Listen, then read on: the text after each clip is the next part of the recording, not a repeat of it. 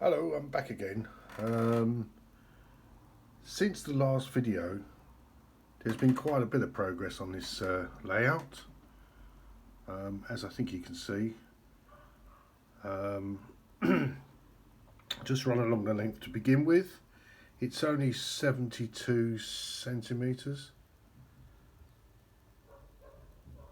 but I think I've packed a fair bit in there. I'm very pleased with it, the way it's coming along. So this week I've managed to build up the edges, as you can see there, and I used florist's Oasis foam to create the kind of contours. If I come down here you can see the kind of, it's really good, easy stuff to use. The key with it is to mould it when it's dry, because if you try to mould it when it's wet, it's incredibly messy stuff. I'm probably a bit less happy with that one there. I've got a bit of sort of rock face showing there.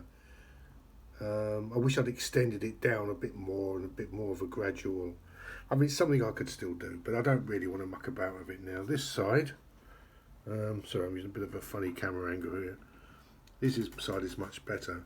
So I'm very pleased with that. I created, if I just move the road across the bridge, and I started off with a Ford Anglia that I said I was going to begin with, because my father had one in the 1960s, and I have great memories of going to the seaside and places in that.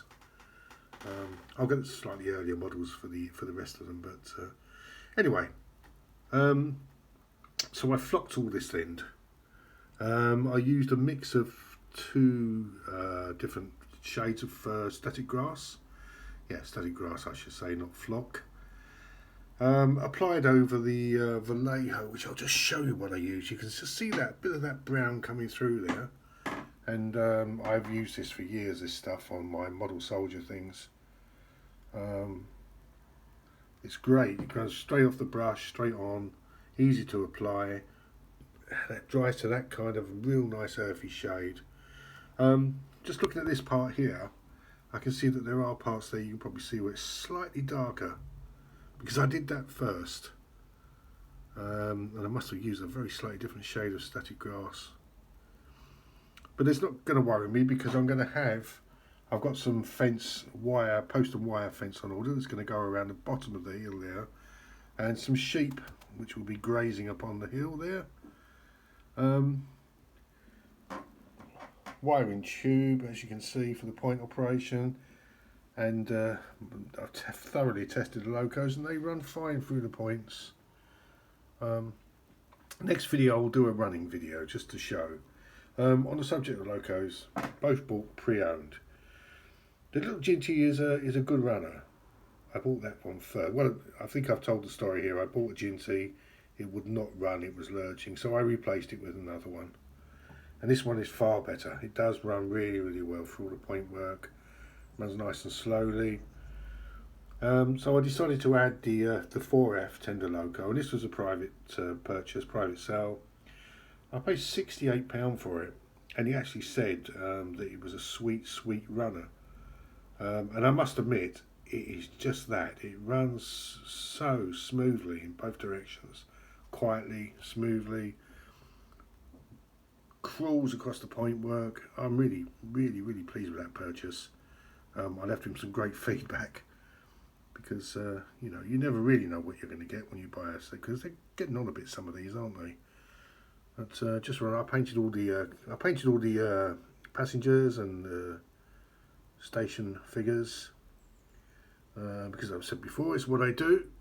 I'll just run over the back there. You can see some Napoleonic soldiers there that I'm painting for one of my customers. So yeah, obviously I rather enjoy doing that.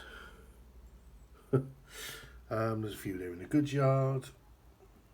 Oh, another thing I did do, I don't know if you can probably see it in that shot, I thought that the ballast was too grey, too light grey, so I dirtied it down a little bit with a bit of a wash here and there. I think it is much improved for it. I hope you can see that there. Probably in that shot you can see that where it's just been slightly, it was far too light and clean. So I've got a lot to do. I've got a lot of detailing work to do now. As I say, I'm doing fences, the sheep on the hill. I'm going to dress the station up with lighting, hopefully seats, trolleys, baggage, stuff that you normally see on a country station. Trees are another thing.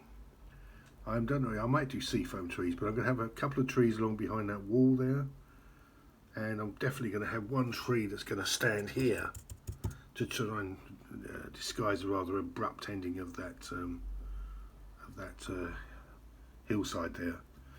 But I think, all in all, I'm very pleased with it. It's the first time, don't forget. I had a, how should we put it? I had a flirtation with model railways when I was about 30. That was about 35, 37 years ago. I've done nothing with it since. So, but I've always retained an interest. So yeah, I'm very pleased with it.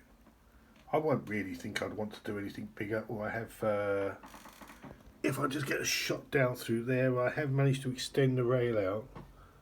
I probably won't be able to do it, so that I can fit a fiddle yard on there. It's probably just going to be a 30 centimetre fiddle yard. But overall, I'm very pleased with the way it's going. Very pleased. I'll just come out a bit, just to try. I might improve the back scene a bit. The sky looks far too broody for a Kentish summer's day. Oh, and I need to find a name for it. I'm working on that.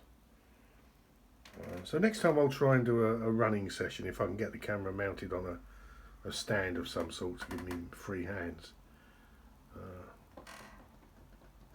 Yep, so I won't go on. That's about it. Considerable progress. I'm a very happy man.